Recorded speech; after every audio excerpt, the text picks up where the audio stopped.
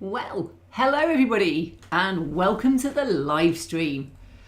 Welcome to everybody in chat already who's already said something, and hello to all those people out there who are just listening. That's cool. Wow, well, I can't believe the second Sunday just swooshed around this month. I don't know about you, but I just can't believe we're now halfway through, November practically, and we're still going on Port Dinorwic. So in a minute, I'll talk about Port Dinorwic. First up, welcome to everybody in chat. Someone asked me what Port Dinorwic was a minute ago, so I will make sure I go over what I'm actually doing rather than just assuming everyone's watched everything else. I was thinking about, I follow some people and they repeat the same stuff all the time, and I find it, I've seen this before, and some of it's quite old. And then I realised they're getting loads and loads of new subscribers who've never seen it before, so for them it's new. So I probably should repeat more of my stuff so that people know what I'm actually doing. But let's just see who's in chat. So hello to everybody I haven't said hello to yet. And gosh, it just whizzes past sometimes. So I'm sorry if I miss you. I recognise Tamsin, who I see on Discord, Second Dynasty Discord a lot, and who's come in stating the obvious. Tom L, King Fox Junction, Carl Beer, Sergi S, Wigwag Workshop, King Fox Junction. Wow, definitely. Stephen's arrived from Scotland. Gosh, loads of people snuck in as I said hello. So welcome to everybody. And this week we're talking about greenery. All the stuff that makes your layout look lived in. Unless you're doing a desert, in which case I'm sorry, greenery is not much help. But for the most of the rest of the world, Arctic tundra aside, there's a lot of greenery in there. And there's some really easy ways to add greenery, and there's some ways that take far more time. Port Dinorwic was really easy. I was on a deadline and I didn't want to spend a lot of time creating from scratch loads of stuff. So this time it's quite simple greenery, how you do it, what you do, and just what an effect it has, what a difference it does make. So we've got Jaw 21's arrived, John New. Oh, John New, the baking paper, keeping the mixed paint in a palette wet. Yes, John, that makes sense now. I was thinking which particular one. Wet palettes are amazing if you're hand painting. If you just Google wet palette, you'll see what I mean. And there's an awful lot for miniature painters. But John obviously remembers that from a stream a couple of while ago. So Tim Williams is back. Welcome, Tim. Doesn't often make it. It's busy, I know, at weekends, and 8 o'clock on a Sunday, some people, I'd just be too tired quite often. It comes around and you suddenly realise it's there and it's 8 o'clock already. But thank you to everybody who has joined. So before I start, I'm just going to remind everybody what Port Dinorwic is, because I have a funny feeling that a lot of people don't really remember from the first one when I talked about it. So Port Dinorwic or Dinorwig, sometimes with a G. It's more the village is Dinorwig, but the quarry always called themselves Dinorwic. And it's a massive scar on the landscape in North Wales by Llyn Pedarn, I think it is, and was it Llanberis? Anyway, it's a massive lake, and just it's I cannot believe how much slate they removed. It is a huge amount, all removed by hand. And when they removed it, they dressed it up on the quarry, they got it ready, and they trained it down. They took this railway that was theirs, and it's standard gauge, and they put the narrow gauge quarry wagons that they used. They put them onto the standard gauge, 2 at a time, so they were 2 wide, and they would take it down, and they just put the guards van on as well, and they just took it down to Port Dinorwic. And Port Dinorwic is the seaport. It's actually in the Anglesey sort of Menai Straits, but it's near Anglesey, it's sort of that end of North Wales. It's in the Menai Straits, which are the straits between Anglesey and North Wales, Anglesey being an island, and shipped it around the world. And at one point, slate from North Wales went everywhere. It was considered some of the best slate in the world, and it was sold globally. It was an amazing market for them. It died out, and people went to more local slates, etc., etc. And Port Dinorwic in 1960 the last mainline steam train ran into Port Dinorwic to take the slate away by train, because it also had a goods line, very short one, connection up to the main line that was along North Wales at the time. It's not there anymore. And so 1960, someone captured it. He was a roving cameraman for the BBC. He captured it on film, and I put the wrong trailer on, I realised, when I'd hit play already. I put that trailer on for when I was doing a clinic a couple of weeks ago, and Port Dinorwic would make no sense. But if I had put the trailer on that was the Port Dinorwic trailer, you would have seen Port Dinorwic's black and white film of them doing all of the things in Port Dinorwic. So apologies for that, and hopefully I'll remember for next time to swap it back. Anyway, that's Port Dinorwic. I've faithfully copied it from that video as much as you can in a sort of limited space that I have to do it in. It's not a huge area. It's 900 by 400 millimeters, so you're not going to get a huge amount in there. It's manageable for me. I can lift it on my own. I can't get through a doorway with it on my own, but that's another story. So I always need someone else to help me. 2 builders carried it downstairs, currently in my kitchen again. Sadly, the wires for it, all the cables that turn the lights on, they're not with it, so I can't actually run it or turn it on at the moment. I think I know which crate they're in, but frankly, my house is just a sea of crates, and I have to move them around all the time, so any order I had them in has just completely gone out the window. I went to tidy this afternoon, and I looked at the first 3 or 4 things I had to put away, and they all just had to go in the crates. They were at the bottom of other crates in rooms that I can't even get into at the moment. I'm just like, oh, this is so hard. Anyway, let's see what chat's been saying. So Stephen's moved into his new house last week. Absolute bedlam, never again. Oh, I'm really hoping this is the last building work I ever had. They've only been back a week, so they came in for 3 days, ripped out the loft, realised there was a steel missing, went off site, came back 3 weeks later with having had the architect redo his stuff, the structural engineer redo his stuff, and then all of the steels getting cut, manufactured and delivered.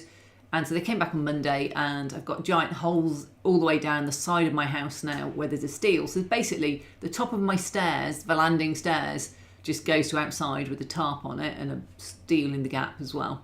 And the front bedroom also has a massive steel across it. So there's a lot of steel down one side of the house now. Hoping the bricklayers come this week, but I'm already over the grit and noise, and there's no electricity on Monday because they're doing first fix or something, or the electrician's in to move the wires that are steel's kind of going across at the moment. So all in all, I can't wait for it to be done. 8 to 10 weeks, but Christmas is in the way, so we'll see. I'm hoping they're watertight and everything by pretty soon because it's going to get wet. Right, so yeah, congratulations, says Norm to Stephen. Well done on the new house, definitely good. Great place for the layout, I hope. So Nick is sorry he missed Digger's live stream. I'm sorry, Digger, I missed your live stream too. So Timbersurf is clarifying that it's between Bangor and Carnarvon in Gwynedd, northwest Wales. It's very true. We stayed at Carnarvon when we went up there. I like Carnarvon. It's a really nice sort of location. And yeah, it's a good, lovely part of the world. If you've not been to North Wales, you've missed out. It's just a really beautiful part of the world. So yeah, I obviously need to look up Digger's live stream scheduling. Stevens says his house is a sea of cardboard boxes. Mine is a sea of fold flat crates. I probably have about 50 or 60 in the house at the moment, all full of stuff. And I only have about 20 cabinets for everything to go into. Each cabinet is 2, but I've got a lot of stuff that's not in the crates because it doesn't fit. And I had to turf it out. So I need to get it all down to about 40 crates, which means I still need to sort stuff. But I've had to empty both front bedrooms and my bedroom because there's concrete pad stones in the other 2 rooms. So all of that stuff is also in crates now. So it's not just the kitchen cabinets up in the new loft that are going to be filled. It's horrendous. So Sebastian, hello to the French guy living in Spain. So David says he's not 100%. I'm sorry, David. I'm not sure what you're... David thinks that Welsh slate is still considered some of the finest in the world, by the way. I think it is. I think it's just hard to get hold of now. I don't think there's many quarries, if any, in full slate production. and the slates that would have been on roofs are getting quite old now. The amount of just slate they destroyed in their quarrying process, the slag heaps of it, it's slate waste heaps, just they're masses. You should Google Dinorwic if you don't know. Dinor. Why am I spelling it? It's on the name, WIC. Just look at the quarry, it's massive and it's very haunting. There's some beautiful pictures of people who clamber around it now, and they just left it with boots and hats and machinery there when it closed in the 60s. So David, sure, but it has something to do with its long life. Okay. It is a very fine grained slate as well, I suspect.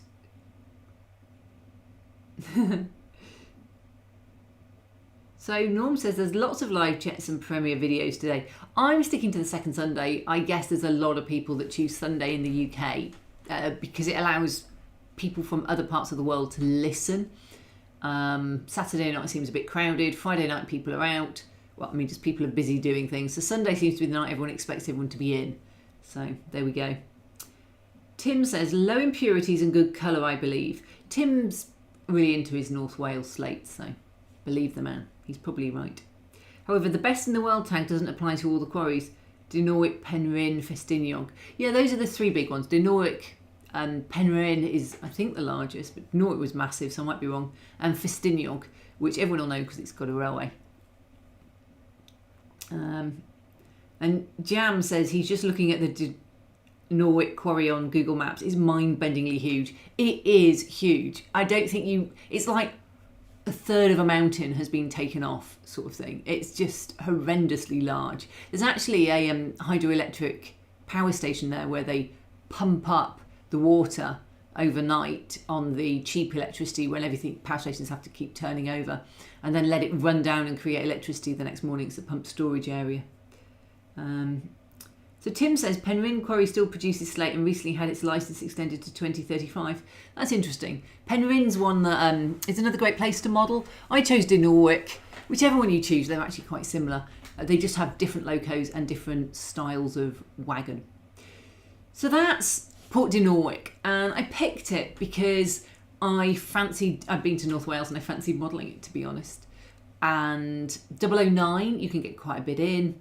It's a pain to run. My wagons are too light, and we'll talk about that a lot when I do the video, which must be coming up soon because we can't have that many of this left on the rolling stock. It's too light and I need to fix that. I'm not quite sure how to fix it other than redoing it all, and I don't really want to redo my beautiful paint job, which took quite a lot of time. So we'll see. But we are talking today about greenery, and before I get onto that, I wanted to just quickly mention, I went to IPMS yesterday.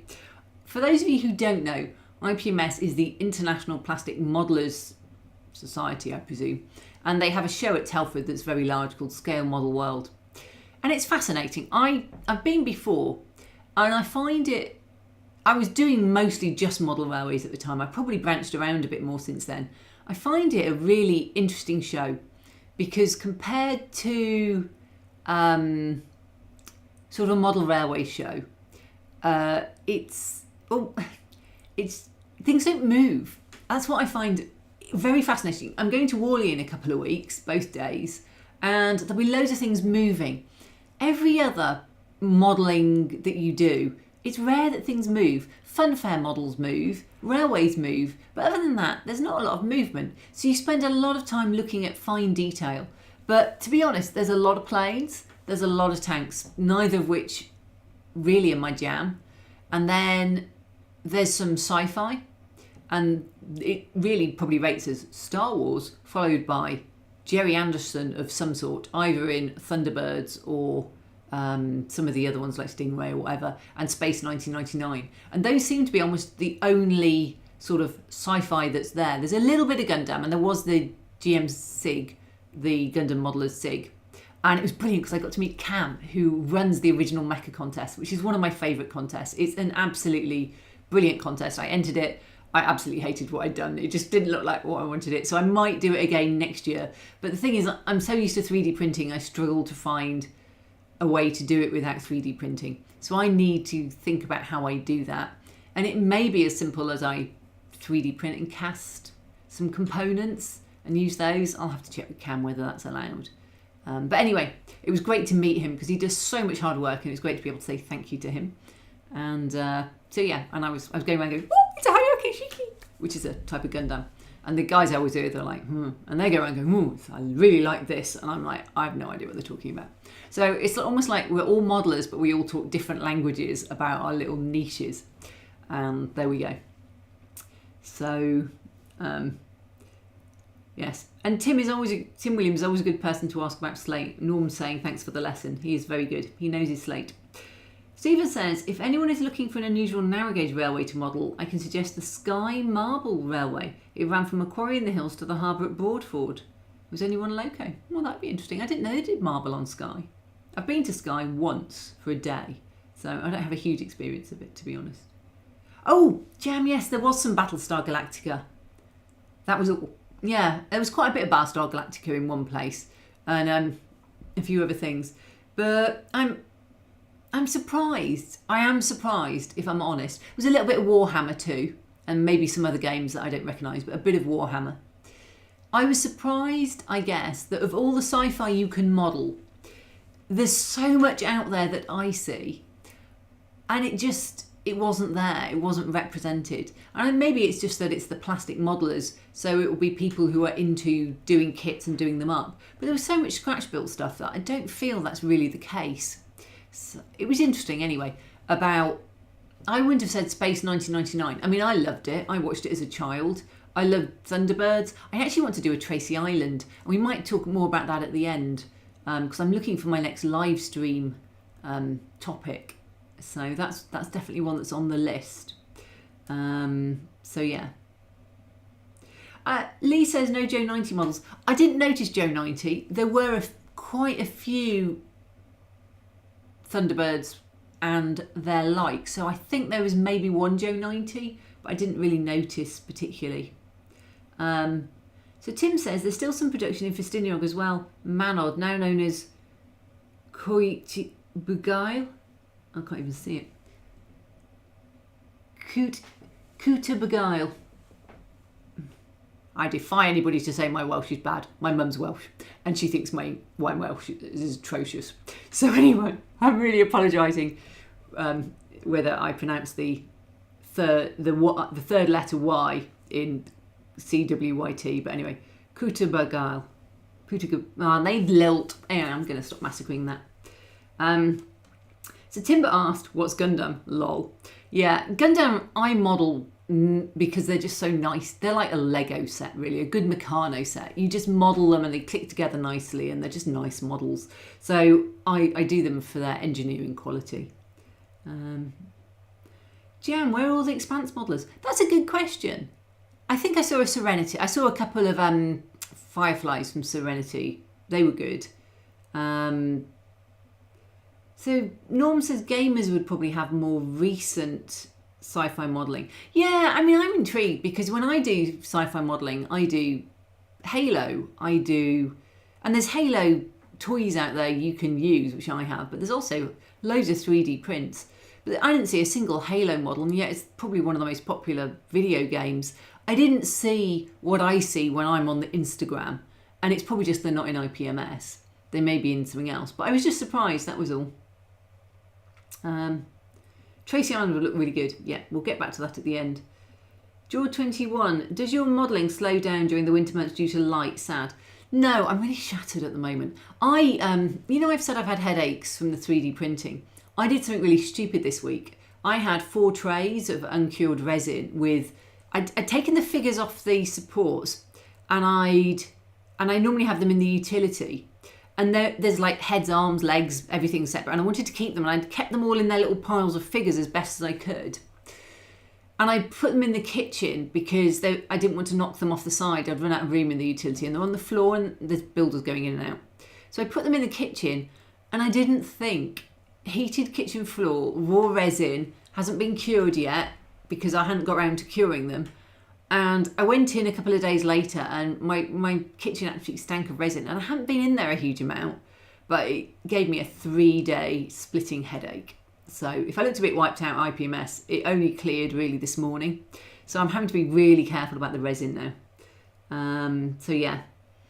So does it slow down? No, it doesn't, because I'm still on the same YouTube rat race wheel, hamster wheel thing of trying to get a video out as often as possible. And also I model with full video lights on all the time. So I have 5 LED panels on. So the workstation is really light. Occasionally, as it gets darker towards the end of the day, I actually put the sort of main light in the room on occasionally.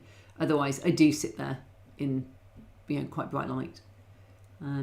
But yeah, I've been shattered. I think the headache took it out of me. So I'm having a week off from doing videos this week to try and sort some house stuff. I need to get some stuff sorted. It's getting me down that I can't walk anywhere without hitting something that's important. So I just need to tidy up a bit. Tamsin, mostly doing 3D design and printing. There's a chap called Martin who has modelled a load of Expanse and Stargate ships and posted the files on printables. Oh, that's cool. The Expanse is awesome. It is really good. And don't forget Second Dynasty's Not in Ante. That is a playable starship based on the Expanse loosely, but it's fully playable interiors if you're into gaming. Lee says he sent for the Blue Peter fact sheet to make his own Tracy Island in the 90s. Oh, that's fun. Yeah, cool. Very cool. So Sergey says Gundam is Japanese fictional military media franchise. So Gundam started in 1979 with an anime. Didn't do that well, and then they brought the toys out. And Bandai, who make really good Star Wars kits as well, they do the most incredibly engineered Gundam kits from the anime. And I've watched quite a few of the anime now. I do like them. They're very dark. They don't leave any hero alive, probably at the end of any series. I'm exaggerating. They're not precious about their heroes being happy at the end. Let's just put it that way. And they're really, really good if you like that kind of thing, if you're into anime.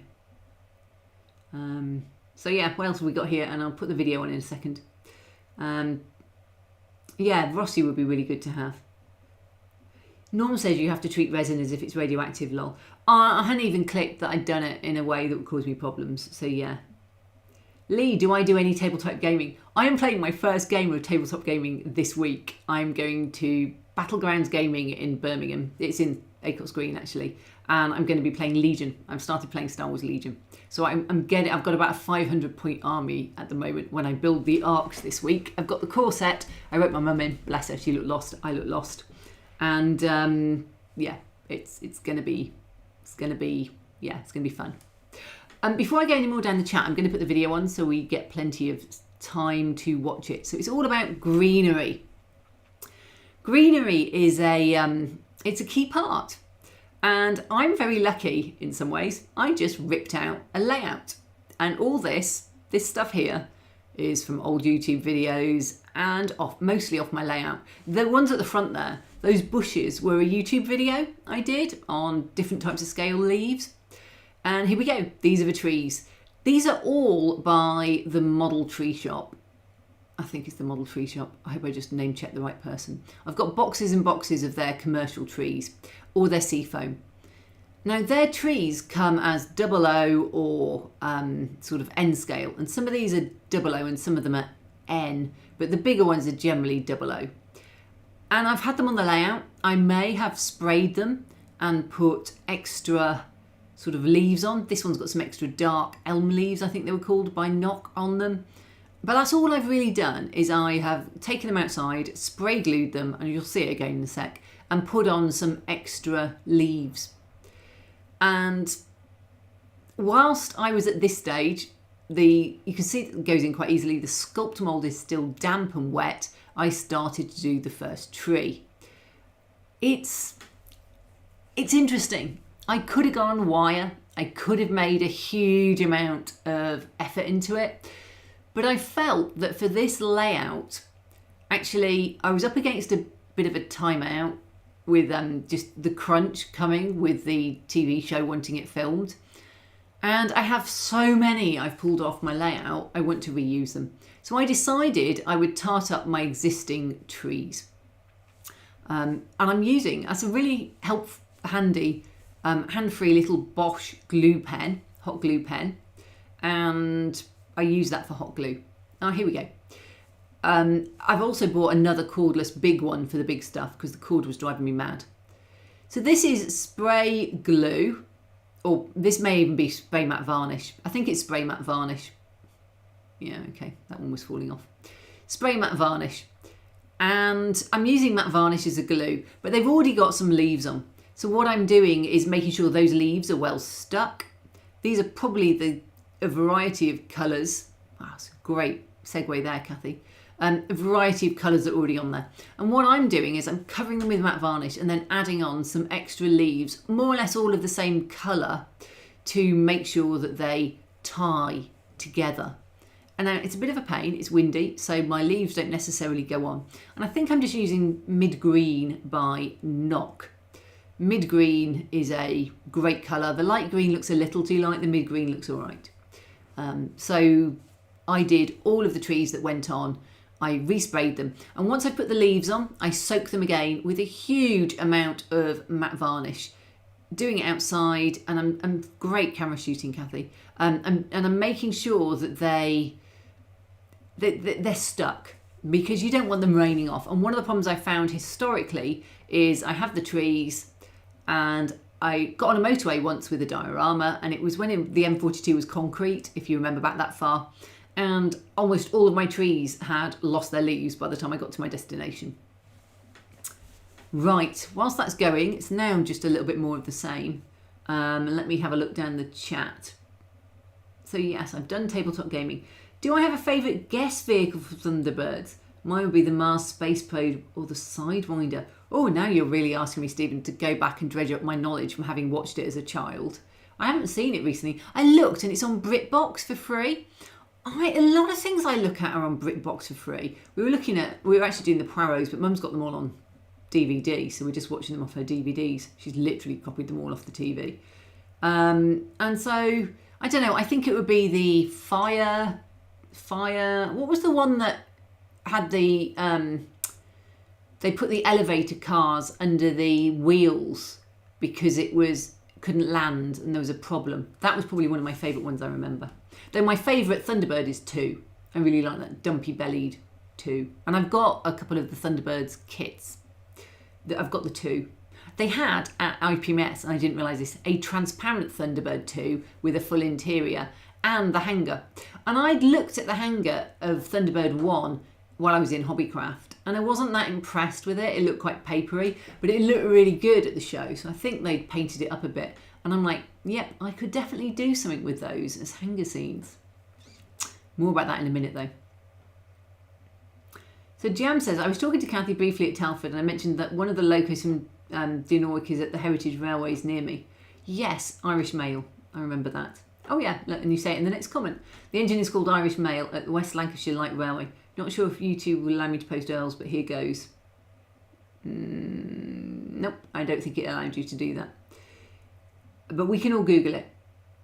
Is the one blue painted fingernail a new fashion trend, or are you just copying Penn and Teller? No, I've actually ripped the nail off and it's halfway across and I'm trying to stop. I had a plaster on, but my whole white finger went white and puffy. I had it at IPMS, the plaster on, because I didn't catch it, and I put a glove on to wash my hair. But it's to stop me ripping the rest off before it's grown out, because it's about 3mm off the end of the fleshy bit. So I want it to grow a bit more before it comes off. So yeah, sorry, it's just masking tape over the end to stop me catching it.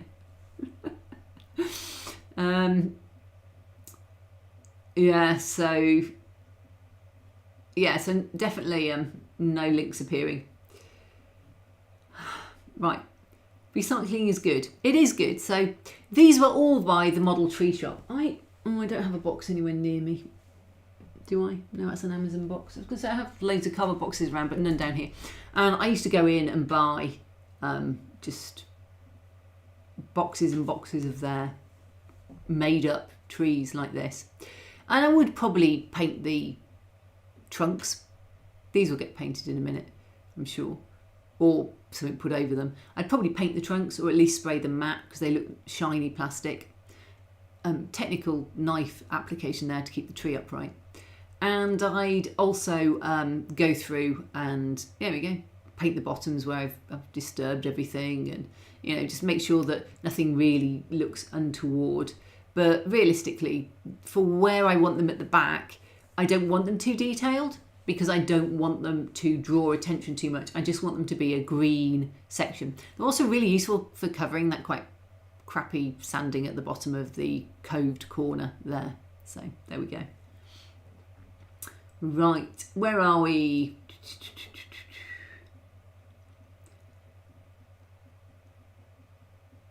Yeah, YouTube doesn't allow. We just get so many bot chats trying to make us follow them to their stuff anyway that you wouldn't really want to do it if you could.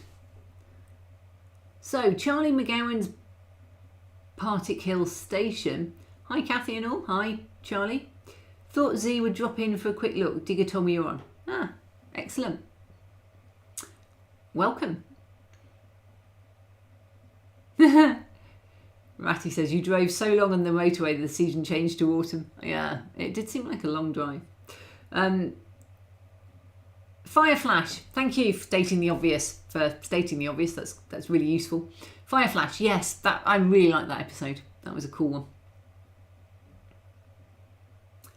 one. Lee says, have you thought about giving TT120 a go? Lee, I have so much stuff already. I'm reluctant to buy into a new scale.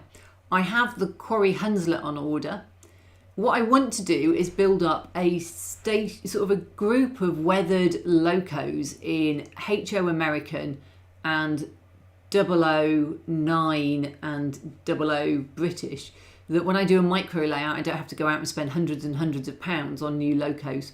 So I'm sticking to either HO and 00 because I like the size of the scenery in it. I like the fact that I can paint the people and I can still see what they're wearing. I kind of like the sizing of it. So I'm rationalising out and I've modelled all sorts of scales in the past, but I'm keeping my railways at the HO 009, 00 sort of size because it just makes it easier for me to I've got so many O detail parts in O scale, and actually I could probably use them on some of my other stuff that I do, but I'm not going to use them on railways again. And I've also got so many kits and stuff already, 6 crates of American, so I'm sticking with that really. It's a price thing. Matty says Terrorhawks is my more favourite Anderson series, or Space Precinct, excuse spelling. I remember Space Precinct, I don't remember Terrorhawks if I'm honest. I'm going to have to go and see if I can get hold of it and watch it when we've finished our Poirot watch. There's 70 episodes of Poirot and we've only got about 8 left to watch. I do a lot of modelling at night, so I don't really necessarily, I can't tell you who murdered every single person in a Poirot, but I can tell you when I've seen it before. So yeah. Yes, super trees. Norm, I've got quite a lot of super trees. I bought them back when they were expensive, but not as expensive as they are now. And Knock sent me some, and I've got some from Green Stuff World and these. And so when I was pulling my layout apart, I was very keen that they were there. I don't like them on their own if you can see the trunk and it looks spindly and bent. I feel like the trunk needs to have some work done on super trees, but otherwise I absolutely adore them. They're just so good. Right, here we go. Space Precinct did at least one amazing thing: live action sci-fi where humans aren't the most numerous species. That's true. Humans definitely do have quite a lot of and also humanoid, just because it's easier to do the sort of prosthetics and everything if people have 2 arms, 2 legs. But what I'd really like is when you have anime, you can do more aliens, and I feel they should do more of them. So David Ebright asks, what do you use for typical base scenery? What do you mean by typical base scenery? I start with foam normally, then I put on sculpt mould, then I put on brown paint, then I put on tile grout, then I put on greenery, then I put on trees, sort of greenery or static grass. I find static grass catches on other things, so I'll often do it before I plant trees and things like that. But in this case I didn't here because it isn't very close. But I just don't want to get static grass on my trees, so I'll often plant them after I've done the greenery, sort of the lower levels. So yeah, that's kind of my typical base scenery, in that I use it on almost everything I do. Do you still have my model railway, Kathy? Which one? Port Dinorwic is actually finished. This is just running up on the videos now. But it's actually finished. It's in my kitchen. My loft model railway, the HO New Haven, it went in the skip 4 weeks ago when the builders started.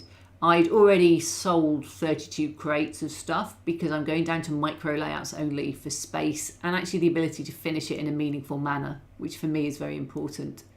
It was just too big, the HO New Haven, and I went through it on a whole video about. I just found everything that I had left to do I'd already done once, and I like trying new stuff. And it's limiting. It's very limiting when everything is the 5th of July and it's sunny and it's New England.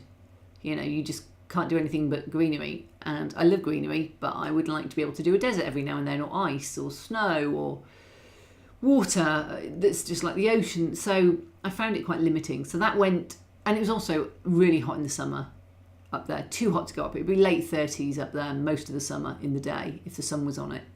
So I'm going to put a workshop in its location, get out of my kitchen with the workshop, get further away from my 3D printers that give me such headaches, and yeah, I'm going to have micro layouts. But I built Port Dinorwic, this one. I've still got that in the kitchen.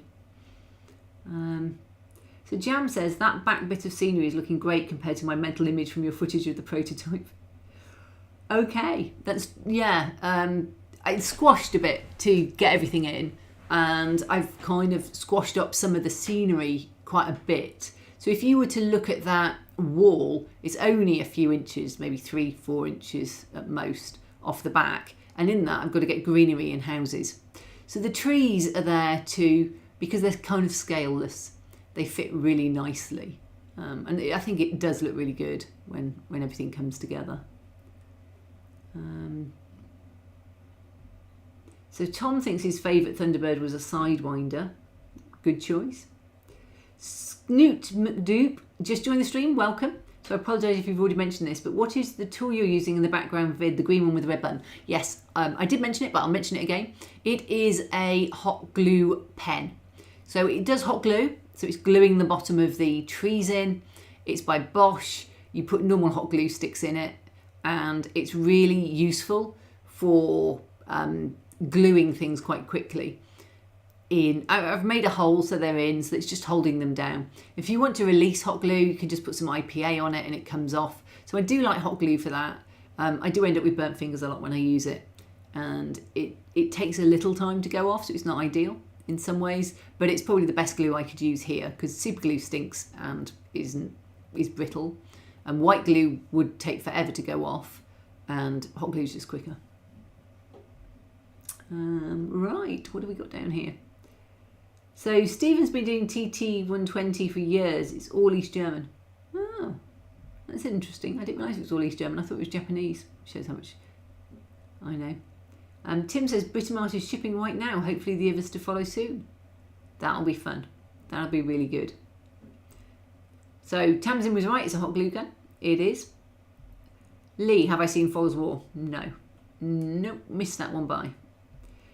Norm, into the skip, how sad? Yes, but the only things that, look how much greenery I've got off here. I've got every building off, all the greenery, all the track work that wasn't ballasted, because getting ballasted track work up is just, I was wrecking too much of it and I didn't have the time. All the electronics. I've got a whole full flat crate full of tortoise motors, which I'm not sure I'll particularly use that many again. That many, even if I did micro layouts every year, I've got a lot there. I think I had 30 or 40 points on this layout that just went. So I've got a lot, so there's a lot of stuff I've taken off, and I just have to take it that I enjoyed it whilst I had it, and I sent 32 crates to the dealer, and the money's going towards the storage for the new workshop. So yeah. What are your views on using teddy bear fur for grass in larger scales?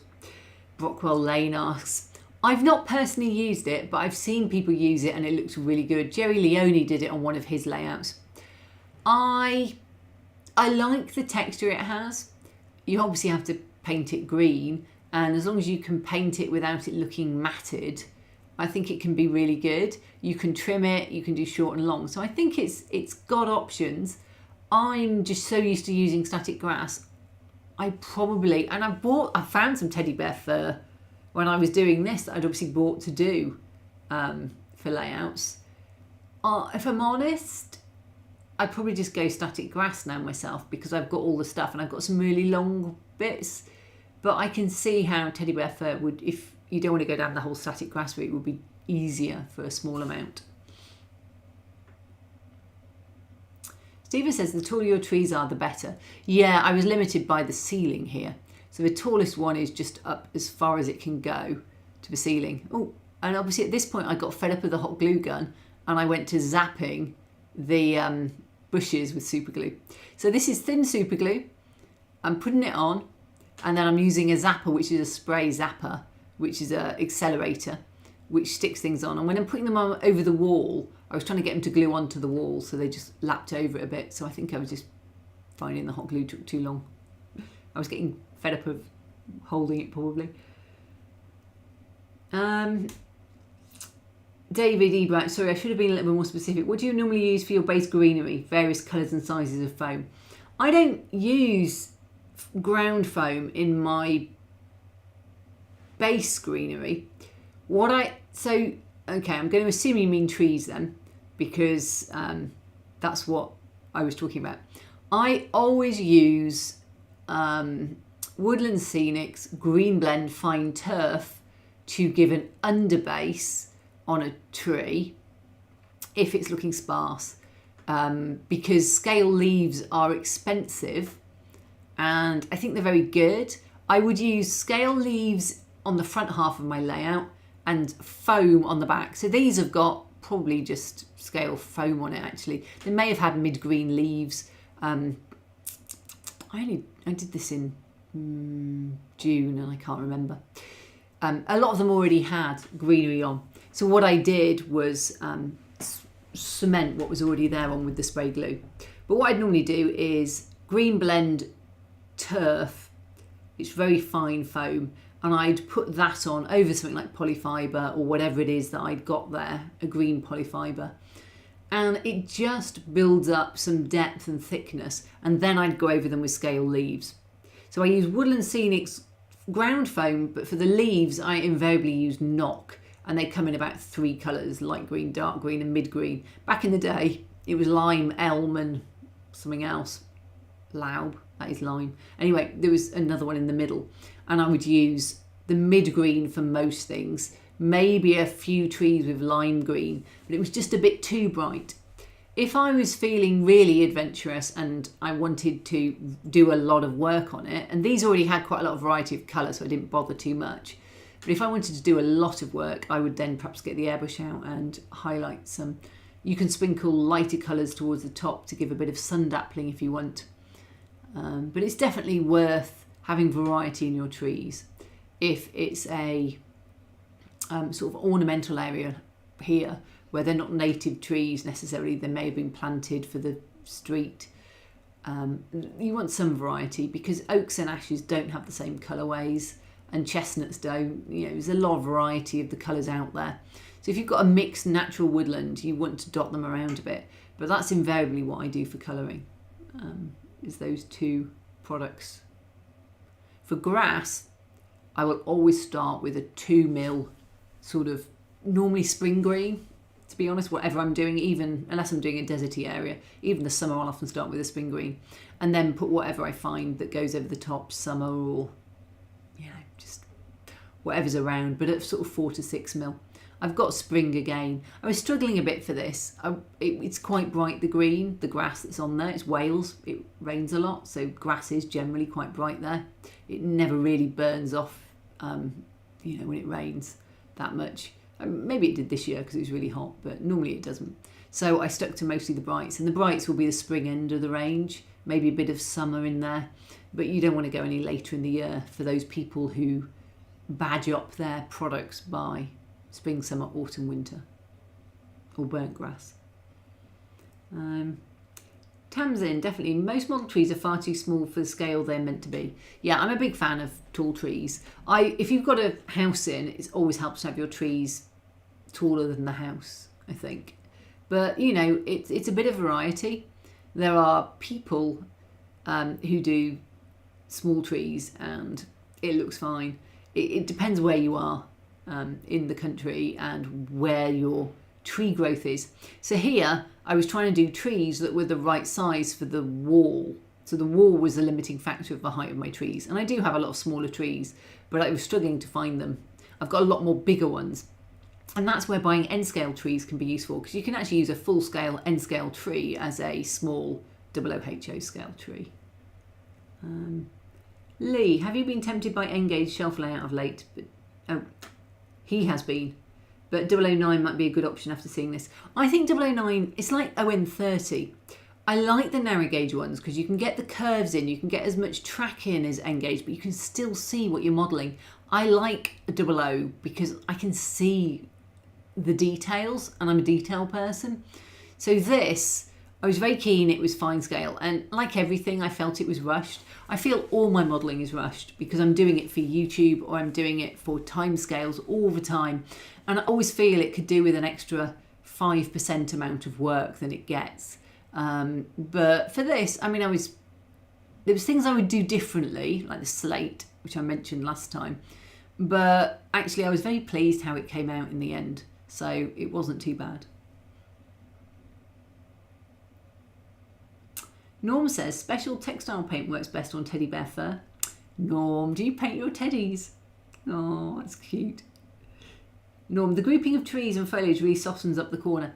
Yeah, it is important when you've got... North Wales has quite a lot of trees around these areas. You think of Snowdon as being quite desolate, but there's actually quite a lot of trees around these sorts of areas. I think it's quite important when you're doing a layout. Green is a very restful colour. It's considered, you know, a bedroom colour, and you put it in places you want to feel calming and soothing. People talk about talking to the plants and how plants are soothing, and I think green can be you can have a busy scene and then the green can just tone everything down and relax the backs. People look at them and they feel there's nothing happening there. There's a lot of detail with the leaves. There's a lot going on, but people don't get distracted by it. It's not over detail. So people, I think, look at the green, and I love it for scenic gaps between busy areas to add space. I think more layouts could do with just more visual spacing between things. But because we don't have the space, we cram things in. And just a few trees can really help. And in this, where I've forced the perspective, they're brilliant because they are scaleless. You know, you don't know that that tree is flat or not. You just start to see foliage and it builds up after a while. Stephen was personally grateful for the video about people's perceptions about 3D printing. It really makes the point that nobody is right and nobody is wrong in what we do. We just do what works for us. That's true. I was chatting to Cam yesterday because one of the things I struggled with in the original Mecha contest was the 15% 3D printing limit. And I said, you know, I'll probably do another Griffin, but it'll be all 3D printed. And you know, and whilst I agree that scratch building and 3D printing are both great, his is a scratch building contest, so it would be wrong to be 3D printed. It would make it a different type of contest. And I think that's, you pick your arena to show off what you want, where you want to. You know, some people don't want to have 3D printing, they want it to be scratch built. And if you look at YouTube videos, you know, nobody ever shows their scratch building journey because, sorry, their 3D printing scratch building elements, because it's just sitting watching people on TV. Most people doing dioramas are like, and here's a 3D printer I designed. Sometimes they even show you printing it, but most of the time, I mean, I fried a whole batch of clear resin in my Elegoo, it's Anycubic Clear in my Elegoo Mars 3. I set the whole vat doing a time lapse. So if you leave the lid on, you can't see much. If you take it off, your resin sets. So I personally wouldn't, I wouldn't do any more time lapses. So I don't show the 3D printing element even anymore. What I'll probably do is a very detailed 3D print video and just point people to that. But yeah, I think it's horses for courses. You know, some people love scratch building and people love watching people make things from scratch on YouTube. So you see a lot of scratch building videos there, but you just don't see the same interest in watching someone scratch build a 3D print from scratch, dots and squares. So I think it's fascinating to see the debate go back and forth, but I just fancy doing a video on it. No, the super glue accelerant spray stinks, Brockwell Lane. It's an actual chemical that sets super glue like that, and it's not just water. It does stink. Next time I use it, will be wearing a mask, because I'm now masking up all the time on everything, because after 3 days of a headache this week, I am fed up of feeling really bad every month because I've done something with fumes that have set it off. So it is quite stinky. In my new workshop, I'm going to get one of those downdraft extractors that you use for islands in the kitchen. So I'll have that creating a draft across my workbench, which will help extract things. Solder fumes, super glue, but I'll still be putting a mask on every time I use UV resin, maybe if I'm using a lot of accelerant spray, because that doesn't normally set me off, but I'm sensitized now, and so I'm picking up things that didn't set me off before and now setting me off. And that's what comes of modelling full time. Suddenly you realise this stuff is noxious. It really is. Hi Peter the teacher. Hello Kathy, I just wanted to say thank you for sharing your skills with us. Oh, thank you.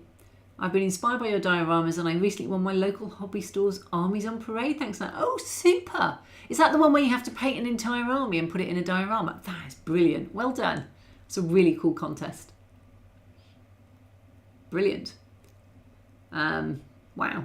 I've got to paint my first army. I can't decide what to do on the bases. That's a completely different stream to this. But it's an interesting debate on... I want to be able to take them off and put them on dioramas, because I've spent all that time painting them.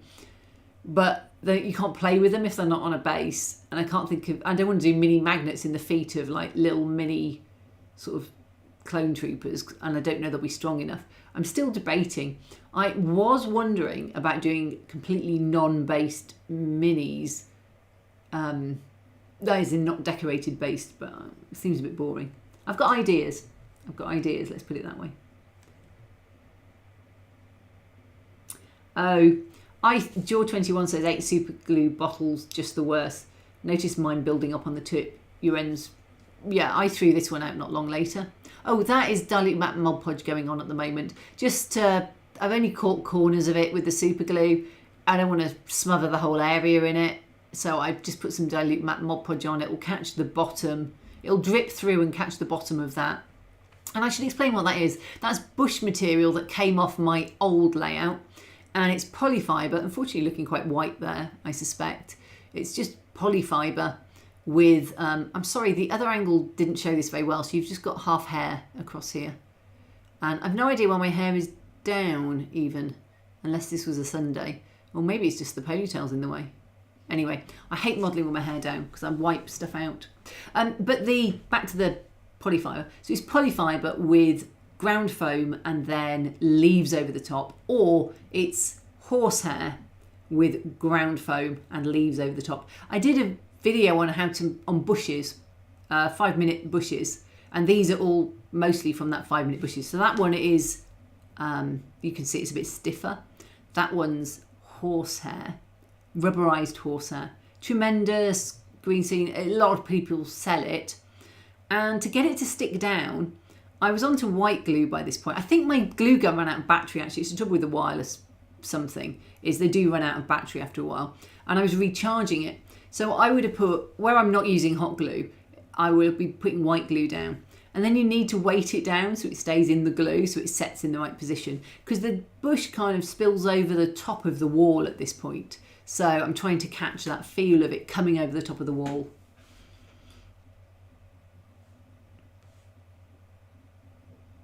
So David says super glue starts going off as soon as you allow fresh air into the container. Yeah, I buy the small builders ones now and I just throw them out regularly. And apparently you can store it in the fridge. My fridge isn't even turned on at the moment because I can't cook in my... Oh, look, super glue's recharged. Hot glue gun's recharged again. I can't even cook in my kitchen at the moment because my fridge is off. So I'm looking forward to turning it back on again and being able to cook. But having had all this noxious fumes and stuff around, I don't really want food in there at the moment. Is there etiquette about recommending another YouTuber for scenery? I don't mind if you recommend other YouTubers. I'm always intrigued. I watch a lot of YouTubers. I don't pick as many things up from them as I used to, because I think I've done so many things now. But even so, I look at something and I go, ooh. What I notice is every single YouTuber has their own way of doing it. So if I look at Boylai, he will always spray it all black and then paint it. I will never spray anything black. I just don't come from that background. It depends where you come from. Figure painters spray everything black. A lot of people do diorama spray everything black, and I'm just like, woo, why are you spraying that black? So you pick one that suits you. If your mind says, oh, I must spray this black and then paint it, perfect. If my mind goes with the, oh, I don't want to spray it black, then, you know, you find someone who suits your style is what I'm saying, of what you want to do. This is green polyfiber, which I think is just Woodland Scenics polyfiber. And I'm using it to make kind of an ivy coated bank. This whole area was just bushes and ivy around the back there. I actually did this for the TV programme. I did this modelling for this, took it outside, sprayed it and did everything for them. And so they were watching me do it and video, so I couldn't video it for myself. And so you'll just see this bit magically appear in a minute. This was me testing for it. And the leaf bit will magically appear. So I am using ceramic tip tweezers. I like them for hot stuff, and I just pick up the nearest tweezers, and they just often happen to be the nearest tweezers. I don't like really sharp pointy tweezers for this sort of stuff. They're just too sharp. So they've got a nice sort of slightly blunt end. I really like the bent ones best, but my pears have got so battered now, and I've never found a pear like them. So, and the other ones I've got aren't as good. But yeah, I like my ceramic ones. They're really good. I've got 3 or 4 pairs. I use them a lot with a 3D printer when I'm trying to get goop out, because they don't conduct. Norm just says no. I don't know what he's saying no to, but Norm, I might agree, I might not if I knew. And then within reason, oh, so he says I can't recommend. So that's to recommending. Yeah. So Tamsin, clear acrylic bases might be the way to go. I thought about that and I bought some, but they're actually a different size and scale, slightly different size, so I probably need to get some more. The thing with this is a problem. The thing with clear acrylic bases is they're solid because they're just laser cut. And I want to magnetise my minis for when I transport them, so I can put them in a really useful box onto a sheet of ferro sheet and magnetise them. And I can't do that if they're an acrylic one, so I'm still thinking about it. So yeah, I thought about it, I bought some. Then I've hit the magnet thing, so I'm still thinking about it. I'm wondering about putting clear ones onto another base. That's an even weirder thought. So Timber says, if you sprinkle iron finings all over the baseboard, would magnetised figures stick to it? I don't know, you can get a magnet paint. You probably can. You can buy ferro sheet. So I would suspect you just put your bit of metal sheet underneath. Oh, new thing to talk about. We're on to static grass. Now, this, WWS sent me this ages ago. It's their Precision Pro applicator. You put like a thimble full of grass in the top of it and put the cap back on. And it is a thimble full. And then it's got this giant sort of box that comes with it. But for the amounts I was putting out here and getting it into the corner with the big applicator without getting it on all those bushes, oh, it would have been a nightmare. But this miniature one, it was perfect. And I've not used it that much because I've not been doing small areas of patchy urban, which is where it really comes into its own. But it's perfect. You can see, you'll see a lot of shots of this, so don't worry if you can't see it at the moment, you will. And I'm just putting down, I'm using Knock Grass Glue because they gave me some years ago and I'm still using it. So I'm using Knock Grass Glue, putting it in patches around the edges of the wall. It's coming everywhere. You'll just see it everywhere. And I'm not putting it in big, I'm putting it a bit dotty so it's not completely solid, so it looks a little bit like clumps growing. I've got that clip doing absolutely nothing in the air. Oh, I spotted that. Put it there to hold it. And then I'm just waving that very small amount around. And it'll be a 2mm, nothing particularly big here. I didn't want really tall grass. I could add some taller stuff by the wall, but most of the grass is going into the dock area, and I don't think it would grow that tall. So David says there's a channel called Boomer Diorama River Railroad who's done some incredible scenic modelling. I do see him pop up on my recommended and I occasionally watch one. There's loads of incredible scenic modellers out there, just loads of absolutely incredible people. I've been watching Martin Kovac's Night Shift doing some of his, and he literally sprays everything black and paints it. It just surprises me, but he does a great job. And they look stunning, you know, and he does a lot of scratch building of dioramas and things with water in, which is also good.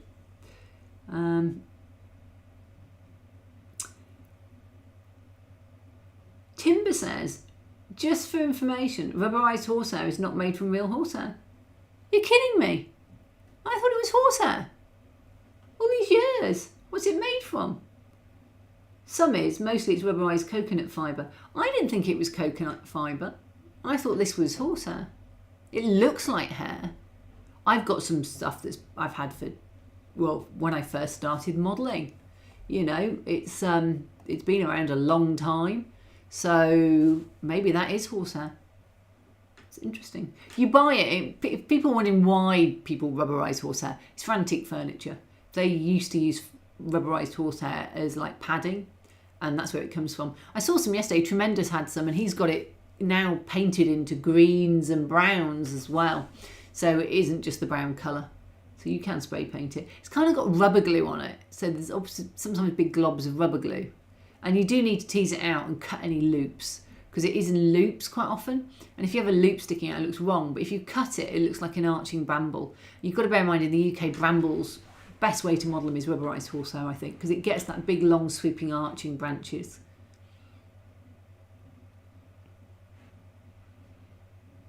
So the great thing about YouTube modelling videos is that people are showing what they're doing to encourage others to have a go. It's not about the person. Yeah, I do think that there are some big names out there, but a lot of the really big names don't even show their face. They rarely show their face. I look at Boylai Hobby Times. You know, I've done collabs with him. I couldn't tell you what he looked like. I really couldn't. Very nice guy, though, from what I've seen. Just couldn't tell you what he looks like. So Timber says the stuff we buy in the UK is a synthetic plastic of some sort. I didn't think mine was synthetic plastic. Mine definitely has different hairs colours in it. But maybe it's just, I've had it a long time. Maybe it's just old. Iron filings mixed with white glue makes very realistic rust when the filings react to the water and the glue. Yeah, then you'd have to seal it to stop it coming through. So Tamsin says, it depends where you buy it from. You can still get the real horsehair type from traditional upholstery suppliers, but it's more expensive. I have no idea. Just whatever it is, you want the stuff that looks loopy and works well from branches. I don't really care what it's made from. So Stephen says, can I recommend Bentley House Minis? She's done the Addams Family Mansion and Beetlejuice diorama. Oh, interesting. So Ben says, I've seen Pritt stick used to temporarily secure figures to baseboards, and it doesn't take up paint or grass when you remove the figure. That's interesting. I've been using black tack because it's the same colour as the feet, and it can leave a stain and will pull stuff up. What's a rubberised horse, arsenic? I don't know. Let me know when you find out. But rubberised horsehair is apparently the horsehair or some other product that's in loops. I tell you what, I'm just going to hold this thought for a second. I've got some.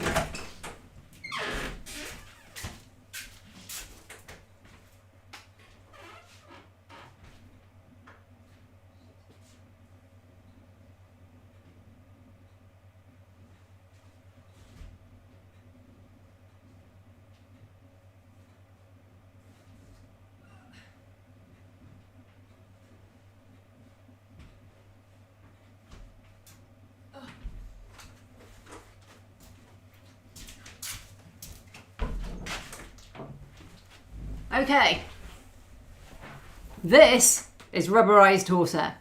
I mean, I didn't think that looked like horsehair. It looks really clumpy. I don't know what it is. Let's just. It's like, it smells of rubber cement, to be honest. It could be coir, whatever you call it. It's got kind of some thicker bits in. This particular one's got thicker bits in. It's brown, so it's got a few thicker bits. So this could actually be, because those thicker bits, this could be coconut.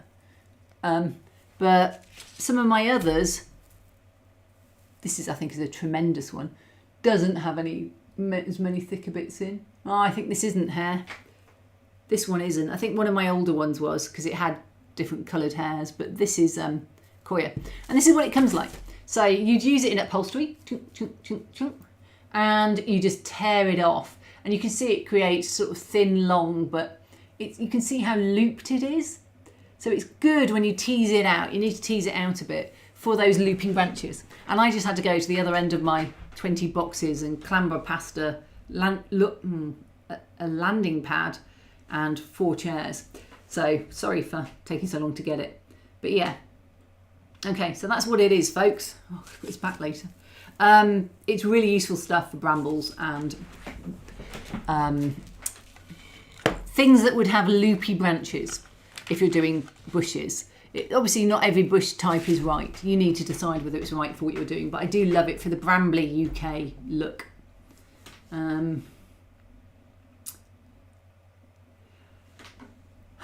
So Digger says he has horses. That's nice, Digger. So you could collect some hair after they've had a trim. Yeah, it's the fact that it's being curled and rubberized. This definitely looks like coir, whatever you pronounce it. So Lee, I think I found your channel from Luke Towan. He barely shows his face either. That's true, and I did copy Luke a bit. I get fed up sometimes. If I put something on with my face on Instagram or Facebook, I get far more likes, and I'll get people telling me I'm beautiful, I'm lovely, and I have lovely hair. And it just annoys me, because I'm like, I'm putting them up because I'm into modelling, not because I want personal compliments. I'm not in this for the personal compliments. And so I tend not to put myself on as much as I used to, just because then I don't get as many comments. I mean, people, you know, are not rude or offensive or, you know, whatever. It's not that. It's just that I want this to be about the modelling, not about me, if that makes sense.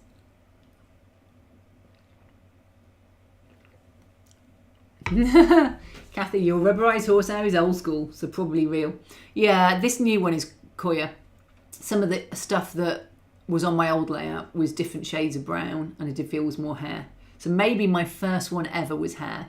It lasts forever. I mean, you know, this piece was the size of this when I started. And that's probably all I've used in the last 5 or 6 years. So jam, yes, it probably is rubberized coconut fibre. I think this one is rubberized coconut fibre. But they call it rubberized horsehair because that's what it was. Hey, that's great. So timber horsehair was replaced with synthetic fibres after the Equine Trade Union, horses stand firm, got fed up with having stumpy tails and went on strike from racing until an alternative product was made. Yeah, you wish. So coir is coconut fibre. Stephen thinks the rubberized horses are the ones with the spring in the step. Great camera adjustment there, I hope you noticed it. And what I like about it, actually, as a product, is you can see on the left there where there's fewer leaves at the bottom where I've just not... It does look like a worn out bush where, you know, maybe the leaves have got knocked off or it's dead underneath. And sometimes you find there are leaves on the top of a bush and there's slightly fewer underneath. So it's quite easy to get a good product, sort of, you know, it's a good product for that look. But you can see it's quite rigid, and on the right it's sticking out a bit from that wall. I think I glued that down later because it was bugging me. So it is a bit rigid. It's good for flatter areas. Phil says you're a modeller, not a model. That's very true. I mean, I'm very happy for people to be kind of polite to me, and tell me nice compliments, but I feel I'm a typical British reserved person. I don't really want a compliment. That's not what the British do. So sorry, Lee says cellulose sponge is nice for individual bushes. Yeah, there's a lot of really good ways to do individual bushes. I use everything from, I actually use rubberized horsehair, I use polyfibre, I often then put static grass on them. I love putting static grass onto products to give it a slightly bulked out shape or to just make it a bit larger. So yeah, adding static grass onto rubberized horsehair gets around some of its flaws. You can see my great technique with this little wand here. It's really cool. Digger, your horses have lovely hair. Yeah, they won't for long. Into making noddles, not being one. Definitely right, Ratty. And I think it is just British reserve slightly, isn't it? You know, we're all just that little bit more reserved, perhaps, over here. I don't know.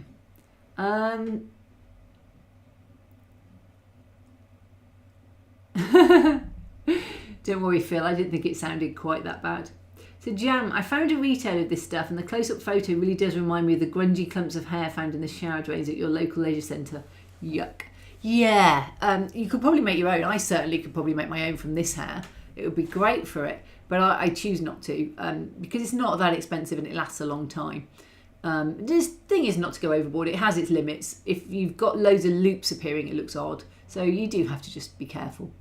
So I'm doing at the moment, this was ballasted, if you remember from a few weeks ago, with a brown fine Woodland Scenics ballast.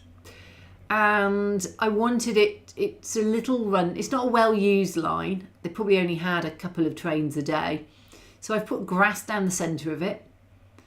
And I just did that again. It's an easy way to do clumps. You don't have to stick clumps on. You can make them on your layout just by putting little dots of paint on.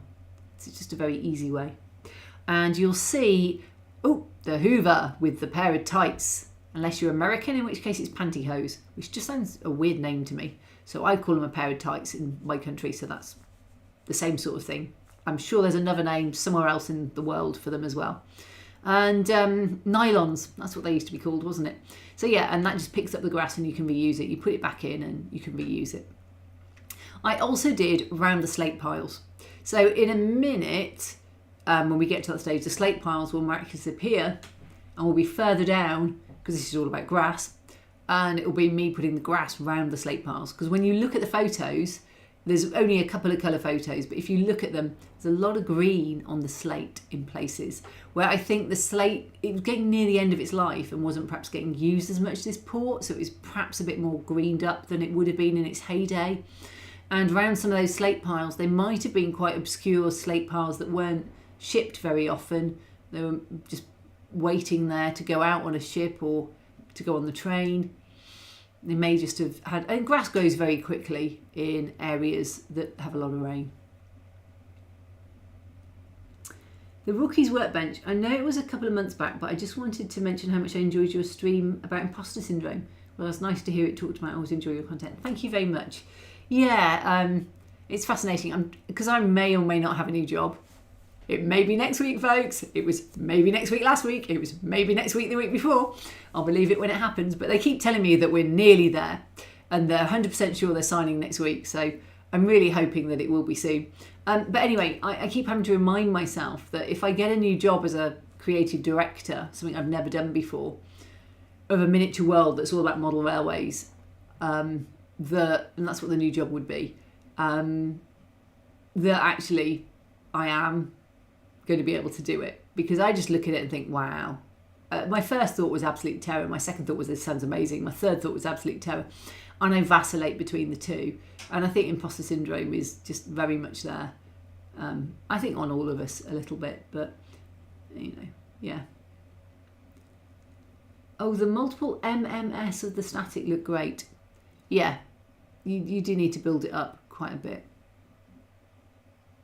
Never throw away any old duvet. Remove the cover and you get 4 lifetimes supply of polyfibre. I bought some polyfibre cushion stuffing to see if it was different to the quilt batting that I have. I quilted for a hobby 20 plus years ago, and I still had a roll of polyfibre batting in my stash. And I found it again when it was up the loft when I was sorting it. And I'd recently bought some more polyfibre. So now I have more than a lifetime. So if anybody wants any polyfibre, come find me.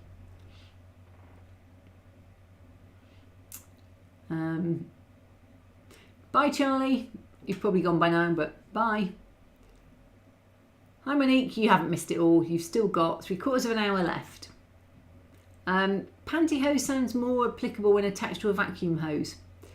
Probably, yes. we would hoover with our pair of tights, wouldn't we? I had an American tell me off once for using the word hoover because it was a trademark sort of name, a brand.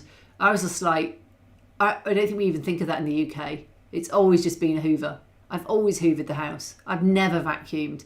I do say vacuum, and when I wrote my book I put vacuum because I knew it's an American understand more. But it did amuse me because I've no idea what Tylenol is. In Britain we call everything ibuprofen, paracetamol, aspirin. I've no idea what Tylenol is at all. Yeah, every American movie I watch, they talk about Tylenol, taking a Tylenol.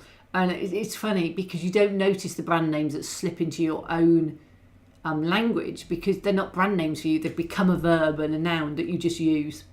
So it is quite funny.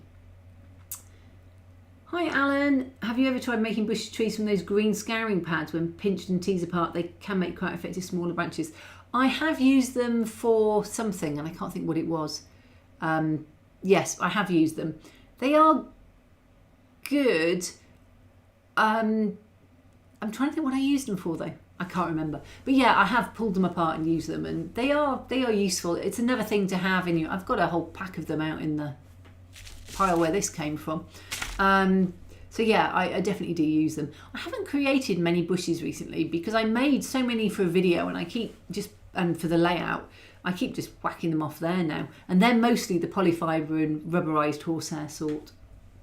But I also use just static grass. Static grass, the really long stuff, build up a few layers of it, put some leaves on. That's a great small bush. And you've all got static grass probably around now. Oh, that's what I used it for. Hedges. Thank you. So Timber says they do make excellent hedges. I used it on my oak, my Four Seasons oak tree. I did hedges around the bottom, and I used green scouring pad and pulled them apart and teased them a bit to get that hedge look. They were perfect. Yep, that was it. So definitely, Tamsin says the same thing.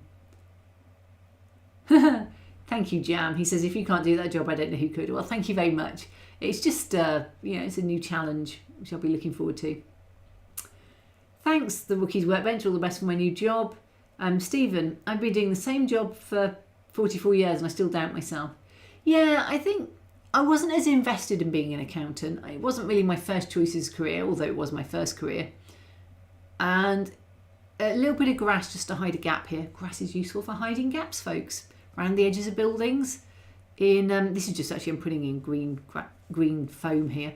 Just quite, the 3D print wasn't quite the right size. So a little bit of ground foam going in there just to cover that gap. But yeah, this I am definitely more invested in. So what I did along the front of this edge is you can see me blowing it on. I put on the green weed above the waterline. So I put on some white glue, or you can see it here, it's diluted PVA glue.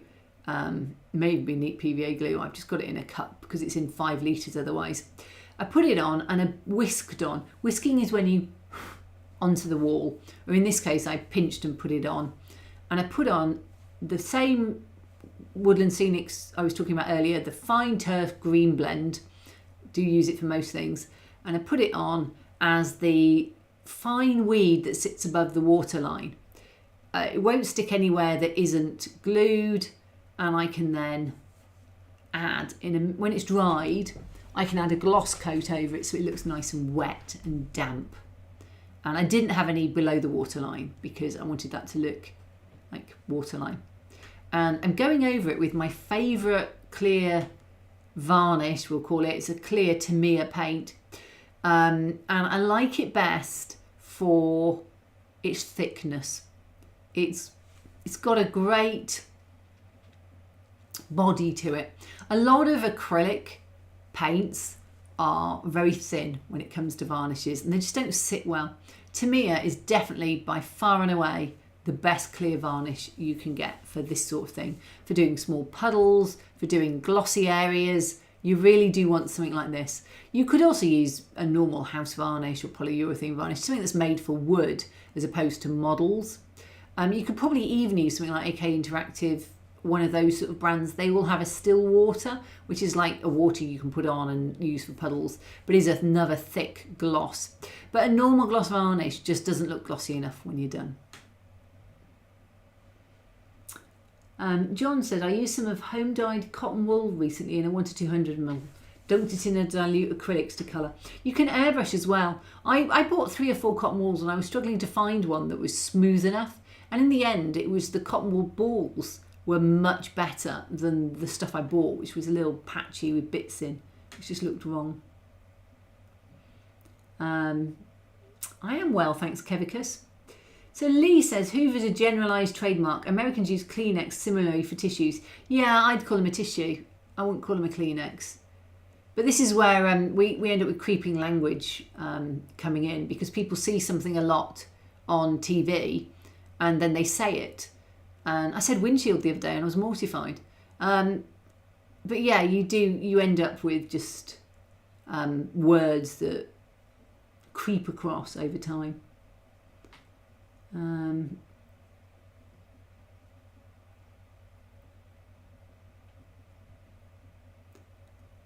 I have, if you tease out polyfibre, it takes brown spray very well. Okay, that's cool.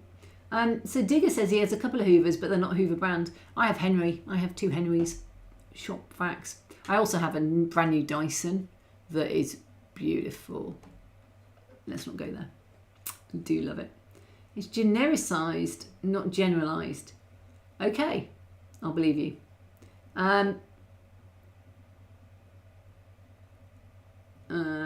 Okay, keep going down past all the PAS 36 fun.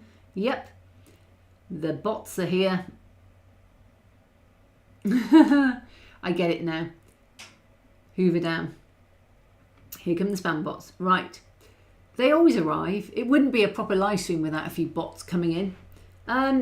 Yes, so Stephen asked, are the dockside bollards 3D printed, Kathy? Yes, I designed them and 3D printed them. They're in a previous video, I think.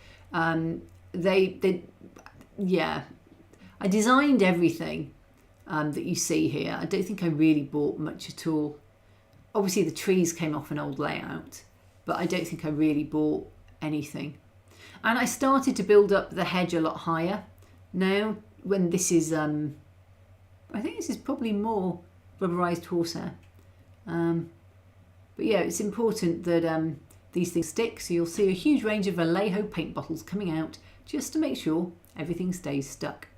And because green merges into green really well, this is a bit of green polyfibre teased out, and it makes the bottom of the hedge just sit more nicely than with the other ones. And because it's all the same leaves and ground foam, they can all just merge together beautifully.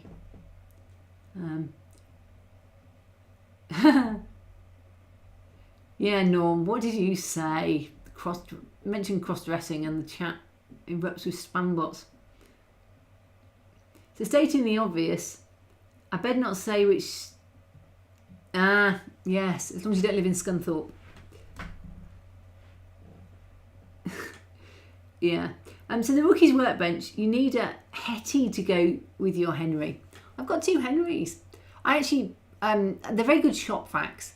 I bought the Dyson just because it's handheld and wire free, so just for doing stairs and all those other useful things. This house here actually has a proper garden, but I decided that it was back far enough that just greenery would do. And it has a lot of bushes in its garden. So it's just got, this is polyfibre with leaves on. That's all it is. Polyfibre, bit of ground foam and leaves. Green polyfibre. Woodland Scenics does green. You can dye your own, but I tried it once. And polyfibre is actually quite resistant to being dyed because it's man-made. And a lot of the dyes dye better onto cotton. You have to get the right dye for it to work. And it's just cheaper to buy the Woodland Scenics. Now, I don't think the house was that covered with bushes. So in a minute, I'm going to put the paint bottles on to just hold everything down. So it's a bit lower.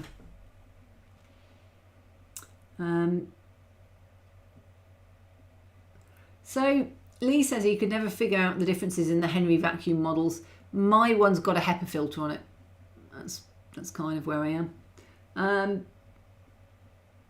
The rookie's workbench, you should not own both as you'll be inundated with mini hoovers in 9 months. But then he could sell them on and make a profit. He could have a hoover farm. Right, okay, so this is where every single tool I have starts coming out to try and, I was just seeing what it looked like with different heights of greenery on. Sometimes if it looks too flat, you just want to put a bit of height on. So I was adding that on just to make it look like there was a little bit more height coming in their garden. They did have some big bushes in there, I think. So you're looking at the back there and it looks a bit weird. Don't worry, I fill the gap between those trees that's there. They do all get filled out in a minute. And as you can see, a lot of this greenery, there's a lot of it. It's all very, very simple. It's either horsehair, polyfiber, ground foam and leaves, or it's commercial trees. I didn't make a single one of these trees. The small one on the left at the back is JTT. I picked up for free in the States at a train show. And the rest of them are all from the Model Tree Shop. I'm sure it's the Model Tree Shop. And they are just commercial plastic trunked armatured. They come pre-done with, some of them have leaves, some of them sort of a more foam, they're more like a foam, a very fine polyfiber over it, thin polyfiber, and then sort of foam over the top in different colours. I haven't tried to cover those colours too much, so I've left them showing through, so it just gives a bit of variety to the trees. And when you look at the actual thing, the ivy that grows over this area, and I looked at it now and it's back the same, it just grows down the whole of all these rock faces. It's obviously that lot's never been disturbed since the beginning, and it just had covered over with scrubby ivy type. So that's what I've been modelling here.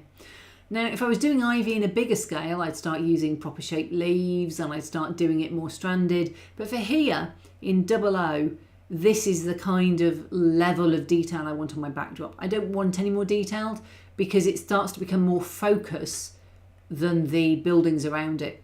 And so you need to leave it a little bit more generic just to allow your eyes to focus on the important things in the scene.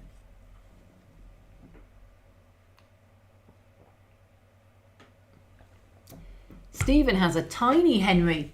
He thought it was just a toy, but it really works. That'd be really useful actually for clearing up your workbench, for just basically using, you could hoover up your grass with it. It could be your grass hoover. Yeah, and with rookies, it's definitely a good way for Timber to make his money. Did you paint the polyfiber first, or is it already green, Monique asked? If you buy the Woodland Scenics one, it's green. I've got a brown one that I dyed that really didn't take brown very well, which I sometimes use. But the Woodland Scenics one I buy, it's an expensive way to buy polyfiber, but it's already dyed and it's just easier. So I use that one. Timber to the rookie's workbench. You can't sell mini hoovers because they suck. Aww. David, what would I use to represent ferns at OOHO? I've used several things over the years. I started off with etched brass because when I started modelling ferns, there weren't laser cut options available. I'm that old. So I started with etched brass. It is a bit thick, but you can get some really interesting shapes. I would now use laser cut green. You can get them, and the only thing is sometimes the green look a bit so I probably would paint them. If when you cut them they look slightly pale around the edges, you can always touch it up with a felt tip pen of the right colour around the edge, but I would probably give them a spray of when they're still on the laser paper sheet before you've cut them out. I'd probably add some extra colour on if they just look a bit, sometimes they look, it depends on the brand, sometimes they can look a bit weird. Sort of the printing can just look a little not fine enough, and you might want to change the colouring, especially the ones that have white edges. You'll want to go around those with a felt tip pen, but I'd probably just use laser cut now. I have tried printing my own ferns. It'd be hard in HO00. It's just too fine for the average craft cutter, but you could experiment with cutting something maybe like a very thin styrene, a really, really thin styrene that might hold its shape better. The paper I find tends to tear. Luke Towan put his on sticky back plastic. I tried it, and I find they sometimes came off the sticky back plastic, and the sticky back plastic was a nightmare to glue and paint. So, and I had a chat with him about it, and I don't think it was something he's ever repeated. I tried doing small leaves, but the craft cutter just can't cut small enough. But those are the options. You can cut your own if you can get a craft cutter and a bit of patience and you don't want your ferns too fine. You can get laser cut, or you can get, just edge brass. Right, everyone's still talking about hoovers. Right, Norm, I wonder if the people who live in that house feel that trains, they go through the tunnel. So what comes down the tunnel, it's on a chain, and it's the slate in very small, tiny wagons, because they're narrow gauge, and they come down on a chain, and the empties go up the other side as the heavies come down. So it's kind of something like that. So, and it comes out in a field like miles up there now. Or actually sort of that way in this model, that way. Oh, that way, yeah, that way in the model. And you can see it, there's a photo I found of a man standing and there's a little culvert, it's partly pushed in. So actually it's the train itself, the steam engine as it would have been, and the train coming up from or down from the quarry is quite a long way away. So I don't know, it depends how much rumble. They would be heavy with the slate, and they are cast iron wheels on cast iron track. So I just wonder how much they would feel or not.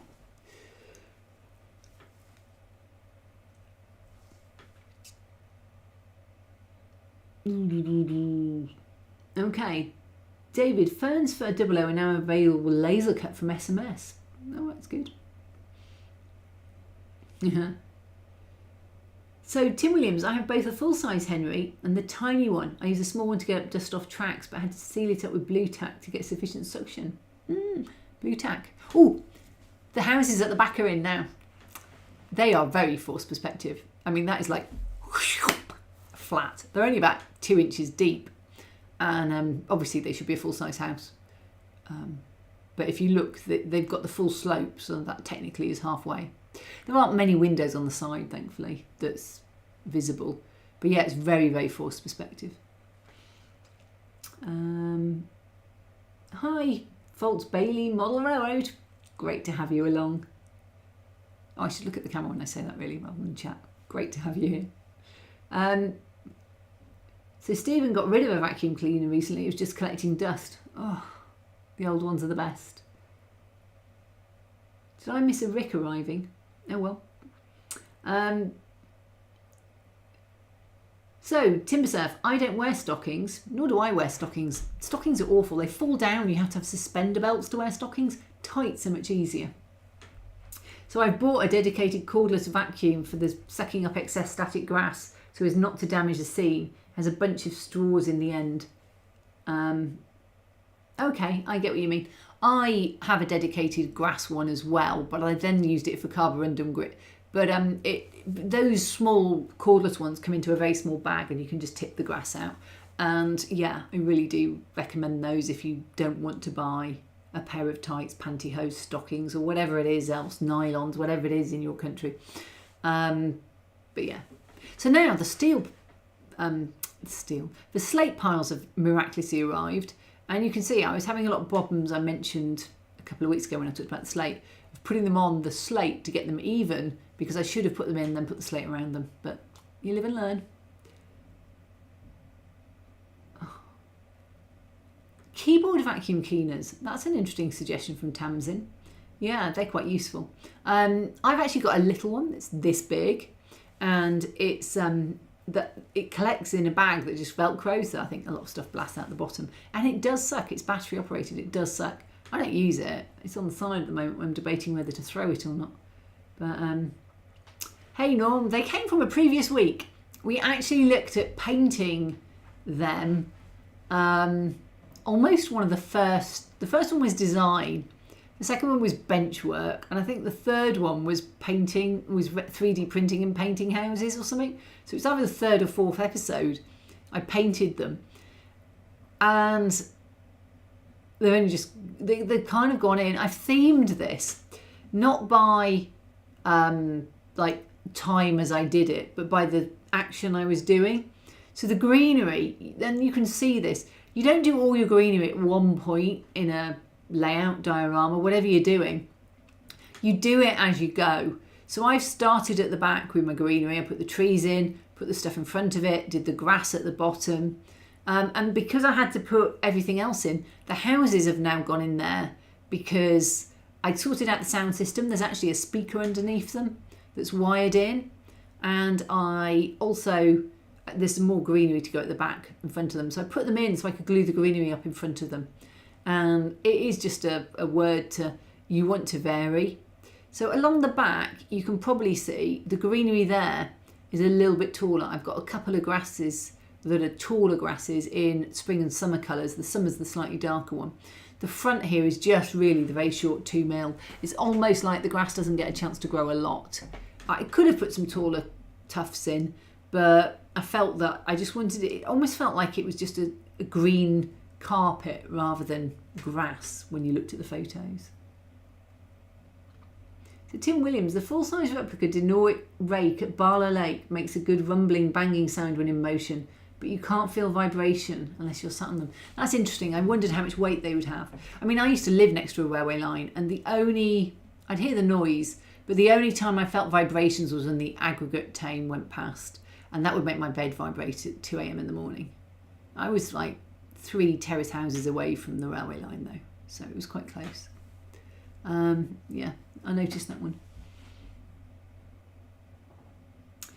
I didn't put figures on the stairway because the stairs are really narrow because they've been forced perspective. So the stairs should actually probably be about that deep, and they're only this deep, that deep, but that's what you can see, as opposed to that deep. So there's quite a lot. They should have come halfway into the layout. They've been like everything at the back. So the people would just accentuate that. So I haven't. Yeah, there's drain holes in the actual one, and I tried to copy the pattern.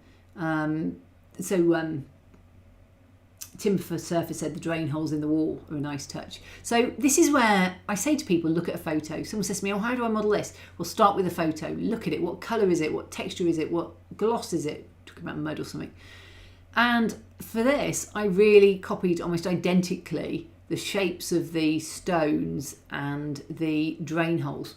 And it does add so much more texture than if you make it up, because suddenly it starts to look like more interesting, and it is because you've copied something in real life.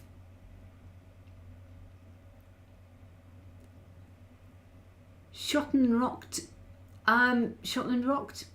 I am going, what locomotives? Hi Starvel. What locomotive am I going to use? I've got a Ginty doing the mainline goods train coming through, and 4 covered wagons.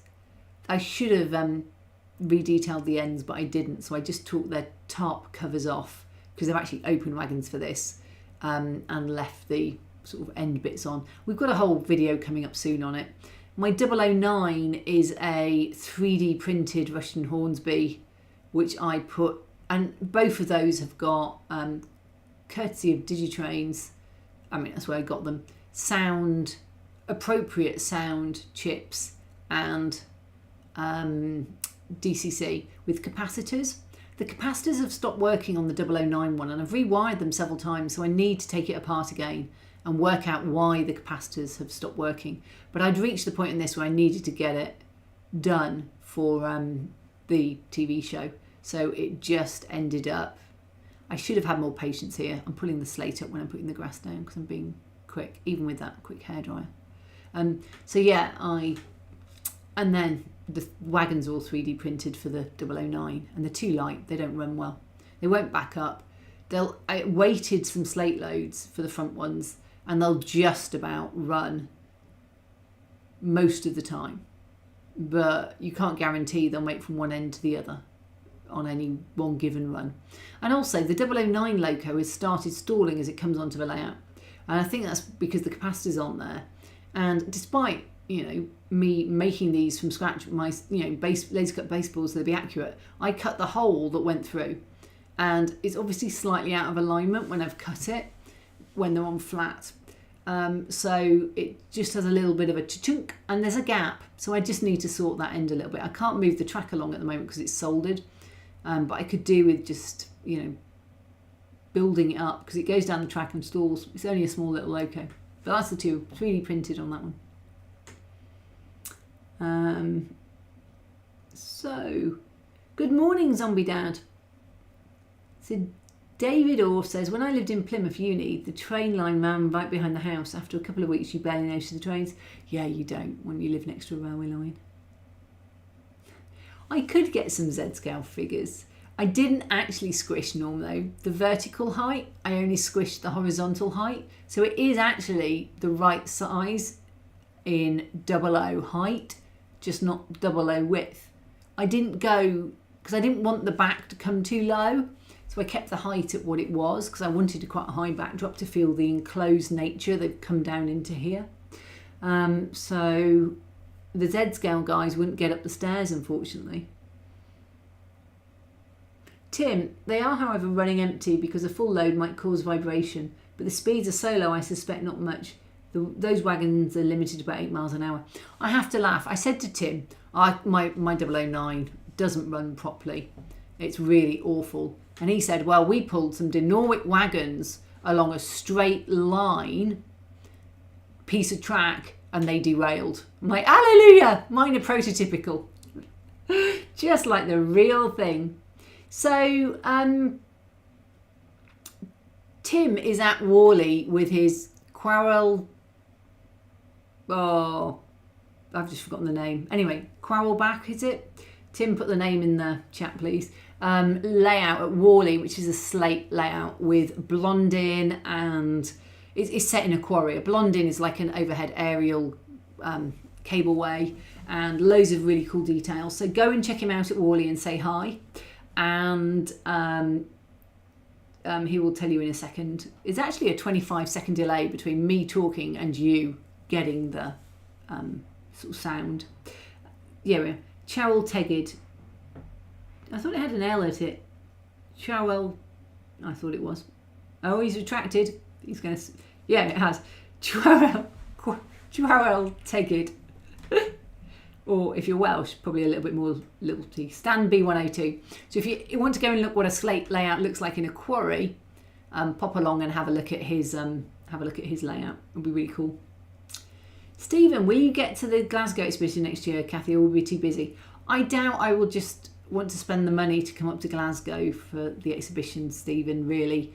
I'm still suffering from not having earned that much for the last couple of years, so I'm limiting. And I couldn't believe it was... By the time I'd been to IPMS for the day, it's 20 quid to get in. And then I had a meal there. I easily blew 40 quid just getting to and from IPMS, paying for the petrol, and meal in the evening and a meal at lunchtime, over probably about 45 quid. I think it was like £4 for a can and a muffin. So, yeah. And Worley's 35 quid for the weekend. And that's without accommodation and travel because I live so close. So it is just a cost thing at the moment. So yeah. Right, where are we? Timber Surf. The realism is in the detail. The realism is in the detail. I always have a photo on hand as reference, especially for weathering. I wish I had better references for sci-fi weathering because I often just make it up because I don't have anything to copy. My weathering is always much better when I copy something. It is so much better when I copy something. So yes, very true words. Norm agrees. Sergi S. Is it necessary to put a small red balloon near one of the drain holes as an Easter egg? I could do, but I'm not a fan of horrors, so I'm not going to Easter egg that one. I really don't like the idea of clowns coming out of them. You will float. How old are the capacitors? Depending on the brand, the electrolyte tends to dry out over time. Well, I bought them at the start of doing the last one, so they're probably about 5 years old. And they are proper railway ones rather than extra ones, I think. Normally I just put in a big capacitor, but it was so small I bought the Zemo, I think it is, actual capacitor block. So, very true, electrolytics should be fully charged every year or they'll degrade. I didn't touch them for... I don't know, for probably 2-3 years. So at this point, I was filling the gaps with pigment and tar grout, mostly pigment actually, and tar grout. So if you're wondering what I'm doing, I put pigment on over the top of my grass quite often to tone it down. I was just gluing it down a bit. I find grass is a little bit shiny. It has got a gloss to it. It's nylon fibres, but this is just hiding the gaps at the front with a bit of powder, which happened to be pigment, I think.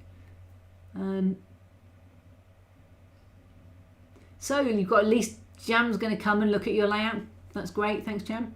Norm says it's really coming to life, looking great. Thank you, Norm. Oh yes, and Tim is currently in the current December 2022 Railway Modeller. So there we go. So shout out to Ben Powell, 009. He's also exhibiting his 009 layout at Worley. It's a rural-based section of a quarry line and we're next door to Tim. Brilliant. Excellent. And then there's a Tim has given you a link, because he's allowed to, because he's a moderator, to the 009 Society Bryn Tegid. So you can see a bit more about it there. I think at this point I'm going over the grassy areas with pigment and some of the other areas to just tone everything down a bit. So we've moved on from greenery, probably just snuck in at the end of this video. And I think it is important that when you've done your grass and you've glued everything, if you want a pigmenty finish, you do need to go over again. And I'm probably just using the hairdryer for speed because I didn't have a lot of time. Ooh! Sexfine.biz found us in chat. So, yeah, that'll be really cool. Ben's layout, Ridge Lane, is also well worth a look. Oh, that's cool. So Tim and Ben next to each other. I'll be there. Stephen, if anyone wants to know more about Rushton diesels, I suggest they look up Laurie's Mechanical Marvels. He owns a standard gauge Rushton 48 and has reviewed a few narrow gauge Rushtons. That'll be interesting. I think Lee's going to be getting Railway Modeller to look at Tim's layout. That's good. Oh yeah, and as Tim says, the link posted by Timbersurf only does... He does Bryn Tegid and Quarry Tegid, and only one of them is at Worley. So what's in the spray bottle? Good question. It's just water and isopropyl alcohol. Because this is a diorama, I rarely bother putting glue on my pigments. If you see me dripping, then it will be dilute matte Mod Podge, about 1/6 matte Mod Podge. But to spray it, if I spray it, I then have to rinse out the spray bottle and the spray will go everywhere and there's a slight matting effect from it. So I tend to just use isopropyl alcohol and water. If you apply it, it stops the dust from getting into all your locos and stuff, but it's harder to rub it off. You can still rub it off. If you rub your finger along, it will come off. But I'm not going to be touching these bits of the layout particularly, and it will stay on for the casual, few dustings and whatever. So that's how I generally fix most of my pigments on dioramas. If you put glue on, they change colour. So that's why they darken. So that's why I often don't do it. And actually pale ones can just disappear with spray varnish. So I rarely ever spray varnish weathered models. So unless they're going to be handled a lot. So I did spray varnish my locos.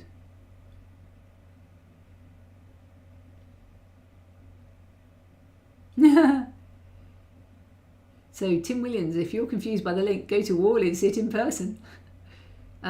So Tim's got an inclined slate lift as well on his, which is why I mentioned it. It's got all the really nice, interesting things slate layouts should have. So it's very good to that. And you may get to meet me. I will be there Saturday and Sunday. My potential new boss should be coming on the Monday. He may be my new boss by then, so don't hold your breath, but you never know. And if that's the case, we'll be, talking to people and I'll be showing him around, so that'll be good. Monique, do I have a corrosion issue with the tracks if it had been sprayed? No, it's only water and isopropyl alcohol, and I will go through and clean the tops of the tracks before I run the trains. So for the track cleaning, it's actually quite hard where I've got the filled areas where it's been, inlaid track. And what I use for that is a coffee stirrer, because wood is actually quite a nice polisher of rail. And I basically cut 2 ends square on a coffee stirrer and glued 2 next to each other with one slightly protruding. So they're basically, I'm trying to do that so it's against my hair and it's lined up with the camera. Okay, so we've got one like that and one like that next to each other. And then the rail sits in that sort of side, this sort of side. Here, the rail sits here. And you can put them along. And my gap in my track is the same size as a coffee stirrer for the wheels to run in. And so it stops it coming off. And the coffee stirrer is about the width of the rail. So I put it along because it is slightly proud and very close. If you put a normal track cleaner over there, it will just take off the paint on the top of some of the cobbles. So I put that along instead. And it works well to clean it once it's done there. And I use the tip of a sharper rubber, track cleaning rubber to do the initial clean. But no, it's nickel silver, it's fairly robust. March West Junction TMD, welcome. On Saturday I'll be at stand A08 Margate Warren, that is also in this month's Railway Modeller. Oh brilliant, I'll pop over and say hi if I get a chance. What I find is, one year I went round and videoed every single layout for Worley, and it took me all weekend to do them. There's like 80 odd layouts normally. It can take ages to get around them all. But yeah. So Norm says those mini static grass applicators are great. Yeah, when I first got it, I thought this is going to be brilliant for round buildings because it can get down the cracks in alleyways and it can get into small areas and it doesn't spray it everywhere. And that is generally what I've used it for. But actually I did this whole layout with it because I was doing such small areas, and it is good. You just pull the top off and put the grass in, and then put the top back on. So it's not a very deep hopper. You can't get more than a teaspoonful in, but actually you probably don't need much more than that. And as I keep doing this and I keep putting it back in, it works really well. Lee asked, did anyone ever use the Lincoln modelling building system? I didn't, but I've heard a lot of people recommend it. So Tamsin, not since Tamsin's early teens, and we're not going to say when that was. Stephen says nickel silver rail isn't really susceptible to corrosion. Yep. Tamsin says, for any Americans watching, rubber in this case means eraser. Okay, yeah, I think rubber does have a different meaning over there. But yeah, it's a track cleaning rubber to me. I guess you'd call it a track cleaning eraser, but it rubs, so rubber makes sense. Hey ho. Timber, originally marketed by Salter Toys in the 80s, but still licensed to a UK and USA current supplier, so still available. Yeah. I've heard people talk about using it. I think it's a little larger than brickwork in HOOO, but it would be good for stone. But, someone else might know more about that than me. And you can see, my camera's just there. I was really struggling to get shots with a roof on this. So although I like this canopied top for this particular, just bit here, with the light and everything in, it is actually a nightmare for videoing because that's why you're catching my hair and head a lot. I'd normally be able to go a lot higher to get over the top of things that I'm working with, but I had to drop it down because the canopy was in the way. So I think the next time I build one, I will, I'll probably be doing a different, I'll probably be doing a different style. I do like backdrops though. I just need to think about it. Let's go with that. I didn't talk about what I wanted my next live stream project to be, and I realised that it's 5 to 10. I was going to put a poll up, and that's just finished. And because I started that later than normal, I've finished later than normal. I am thinking of, this was a railway, so I was thinking my next one may not be a railway. Hi McCarville Studios, welcome aboard. So if it's, I've got two options that are in my head at the moment about what I'm going to do. And I suspect now is too late to go into them and get good feedback. But have a think about it. One is to do something like Tracy Island with Thunderbirds, with a moving Thunderbird 2 and the hanger scene with the rock face coming up and the door coming down and the palm trees doing that. I love the palm trees doing this. And it going along and then kind of going up to its launch pad. And there's the scene at the beginning where the different containers come underneath. So there's a lot of moving things. So it'd be quite a lot of animation, but it's quite sci-fi-y. Or the other option I was thinking about doing was a craftsman kit. And there's one which, there's actually a Millet's coffee shop on a FOS scale craftsman kit called Execution Rocks. And it's I presume it's a main sort of, yeah, it's probably main, sort of rocky outcrop, buildings on the edge of the ocean sort of thing.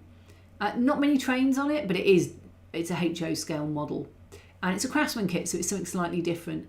And I'm wondering between the two. So I'll probably do a poll next time on, because I'm not going to start it before the next one, I don't think. But yeah, yeah, okay, we'll do a quick poll then. Norm says, so for everybody that's here, how do I add a poll? Oh, start a poll, right.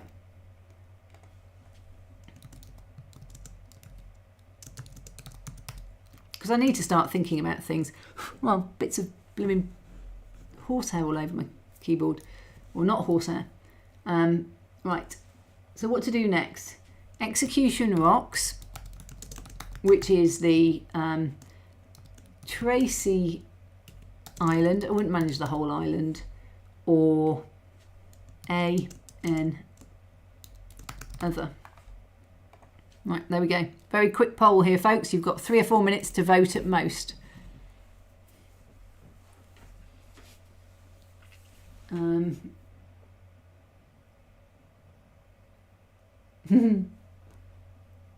Oh, wow. We're on Tracy Island at 75% at the moment.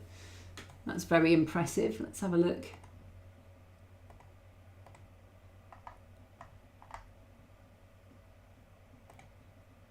%. Oh, that's interesting. So any Jerry Anderson would be cool. So what have we got? Bit more messy. Lincoln is indestructible. Oh, resin. Any Jerry Anderson says Norm would be cool. That particularly would work. Jam foot. Whichever one I do, I'll do the other one after it. So you're not choosing and I'm never going to do the other one. It'll be one, then the other. So, you know, don't feel that this is your only chance to get an option on here. So, Execution Rocks is a, if you Google FOS scale, I'm trying to think, the box is buried somewhere at the moment, but it's a craftsman kit and it creates a 2 foot by whatever diorama. I've actually seen the real thing in a model railway museum in Florida, and I've got a photo of me because they'd actually blown up Millet's coffee shop. I don't drink coffee, so it's ironic, on the backdrop, and it got a me with the actual model. And I bought it, and he'd done it because I'd done a lot of modelling and he wanted to, you know, put names of people on there. So that is definitely, it's a really cool craftsman kit. Buildings on the edge of a rocky outcrop on the ocean. So there'll be ocean, probably a railway somewhere towards the back, and then sort of American wood buildings along that sort of front. So that's kind of what that is. So going down, Execution Rock, someone asked, looks like Thunderbirds a go. They're at 73%, so they're definitely winning. Tracy Island, awesome. Monique asked, didn't Weta Workshop do a Tracy Island video? I don't know. I was looking this morning and there's a whole little, you know, it would be very big. It's in 1:350 scale, the models that you can get. And if you want to look, AIP Bachmann do the ones that I would be using. Thunderbird 1 hanger, which I think is 1 to 350. They do loads of them, but they're not all at the same scale. But the Thunderbird 2 hanger, you can get the hanger, and I'd obviously have to change it. And then it comes with some of the containers, and you can get all the little things that go in the containers, and that's the hanger set. There's then a transparent one, so you can have a full interior to your one if you want.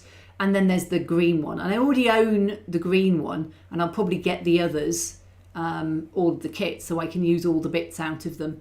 And if you look on the Tracy Island Thunderbirds I'll Go sort of websites, there's a map of Tracy Island, and it has I was looking at the opening, and the containers come past, and then it goes up here, the rock face opens, the hangar door opens, it comes out, the palm trees go down, it goes to the end, and then it raises up, and the blast bit opens up, and then it shoots off. And I'd probably do all of that bit, and I could probably get one in behind it slightly higher up as well. So it'd be very big, even at 1 to 350, it'd be very big. But yeah. So it's winning at the moment. But Execution Rocks will then be the next one, I think. Do all 5 Thunderbirds separately. That'll take your live streams into next year. Blue Peter definitely did a Tracy Island. A lot of people have. I want to do some really exciting sort of things as well. Like a bit of animation. I'm trying to work out how to do the moving in my head at the moment. The moving Thunderbird 2. Then some of the bits about how to do some of the other sort of animations that would be there. So that's definitely a thought.